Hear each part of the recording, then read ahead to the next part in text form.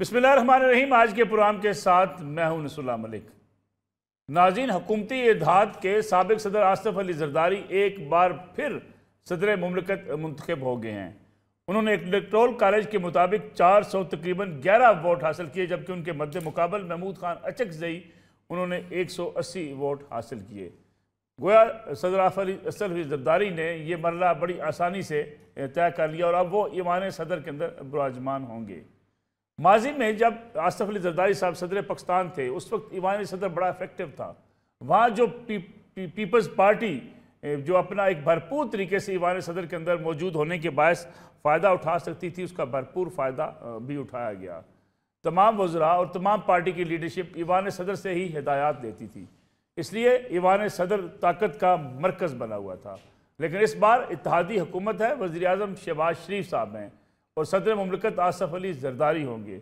इन हालात में peoples party के लिए ईवान सदर में अपने डेरे जमाना किस हद तक सियासी तौर पर कामयाब हो सकता है। और दूसरी तरफ अगर देखा जाए तो जो गवर्नर्स मुकर्रर किए गए हैं, मुकर्रर किए जा रहे हैं, उनमें भी पीपल्स पार्टी शरीक होगी। इस लिहाज से क्या गवर्नर हाउस में बैठ के भी जो सूबाई हुकूमतें हैं उनमें पाकिस्तान पीपल्स पार्टी अपना असर और रसूख रख पाएगी।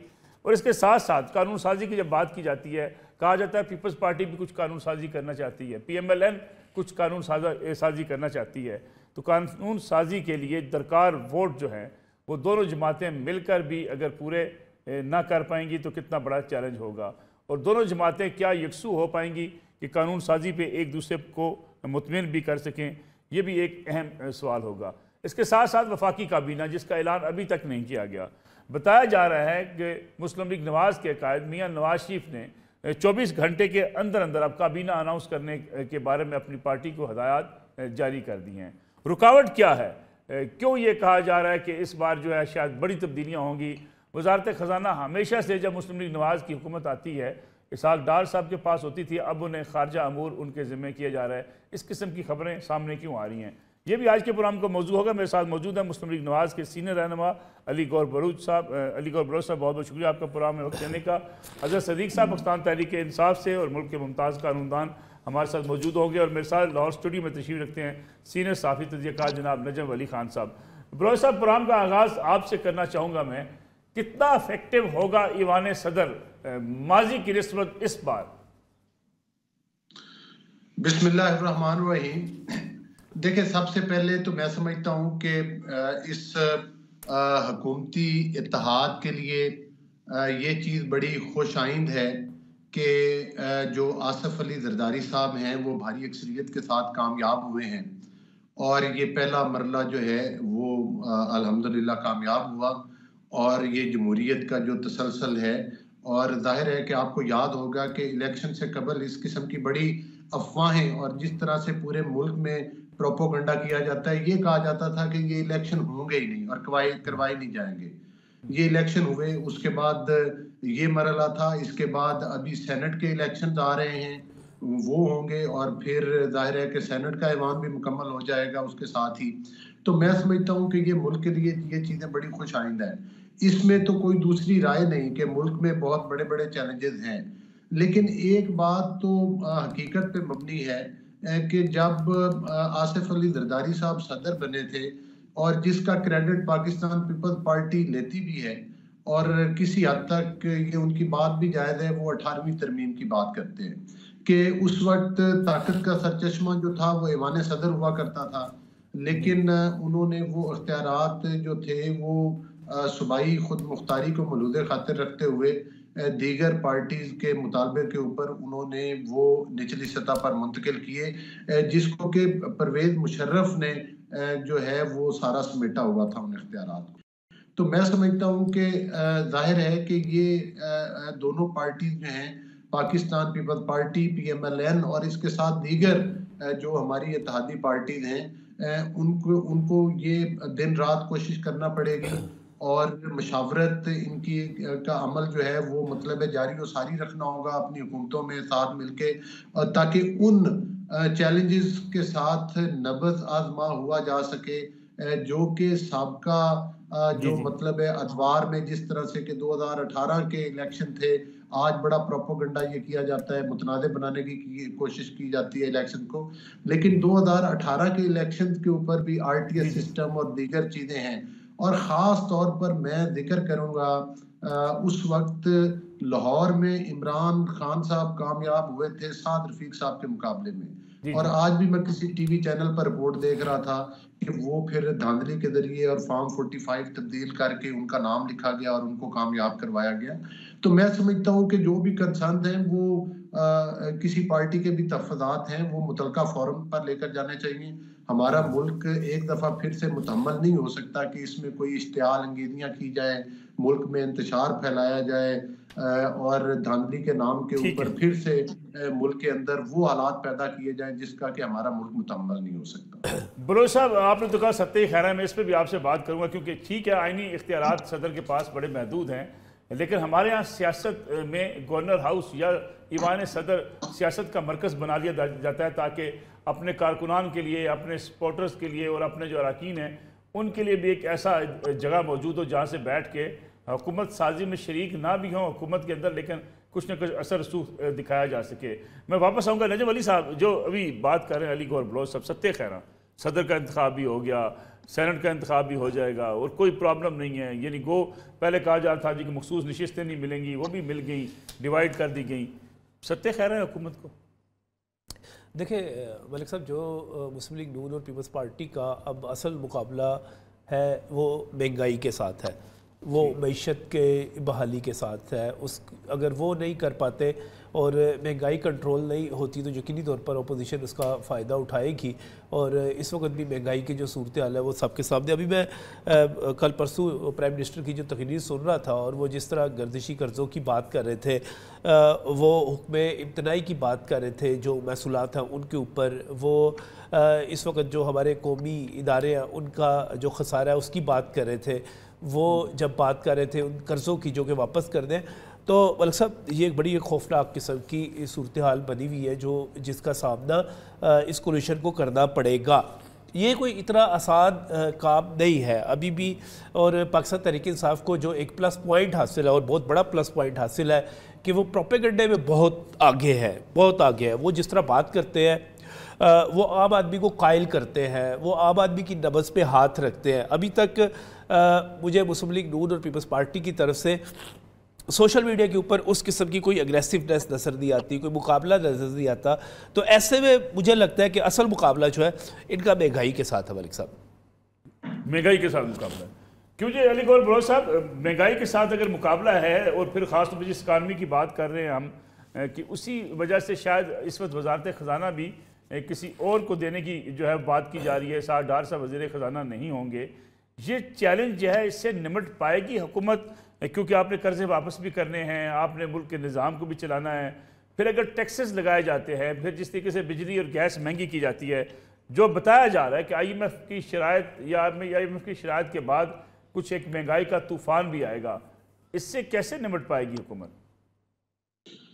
देखिए मलिक साहब, आपने बिल्कुल मतलब सही निशानदेही की है पाकिस्तान के माशी मसाइल के ऊपर, और वो तमाम चैलेंजेस हैं जो कि पाकिस्तान को दरपेश है। हमारी बदकिस्मती ये है कि 2013 से 18 तक मैं कोई वो सारी चीज़ें गिनवाना नहीं चाहता, मीडिया पर बड़ी बात होती है उन पर। उस वक्त भी बड़े बड़े चैलेंजेस थे, लेकिन बदकिस्मती ये हुई कि जब उस वक्त PTI की हुकूमत को मुसल्लत किया गया तो उस वक्त मईशत को वो ना संभाल सके, बल्कि पाकिस्तान की मईशत को बहुत बड़ा डेंट डाला और तबाही के किनारे के ऊपर पहुंचाया। और जाती दफ़ा ये भी कह कर गए कि मैं तो माइंस बिछा कर जा रहा हूँ। तो उसके बाद भी जिस तरह से कि IMF को इन्होंने जो इनके वफाकी वजीर ख़जाना थे साहबका, उन्होंने अपने सूबाई वजीर ख़जाना को जो हदायत दी वो भी आप देख लें, पूरे पाकिस्तान के सामने है। फिर अभी जो खत लिखा गया और जो IMF ने जवाब दिया है, मेरा ख्याल है कि इनको आईना दिखाने के लिए वो भी काफ़ी है कि उन्होंने कहा है कि ये हमारे मुतलका बात नहीं है कि हम पाकिस्तान की सियासत में मुदाखलत करें। तो गुजारिश करने का मकसद ये है कि चैलेंजेस तो हैं। पाकिस्तान 2018 में इनके साथ इस तरह तो नहीं सपोर्ट किया गया था, लेकिन पिछली 11 माह की हुकूमत पर तनकीद जरूर की जाती है, लेकिन 11 माह की हुकूमत में जिस तरह से असम्बलियां तोड़ी गई, जिस तरह से पाकिस्तान में को गैर मुस्तहकम करने के लिए जो जो हरबे इस्तेमाल किए गए, मैं समझता हूँ कि अब हुकूमतें कायम हो चुकी हैं। मरियम नवाज साहिबा खास तौर पर पंजाब में मतलब है कि वो आप देख लें कि वो अपनी हुकूमत के लिए बड़ी मुतहर्रिक नजर आ रही हैं।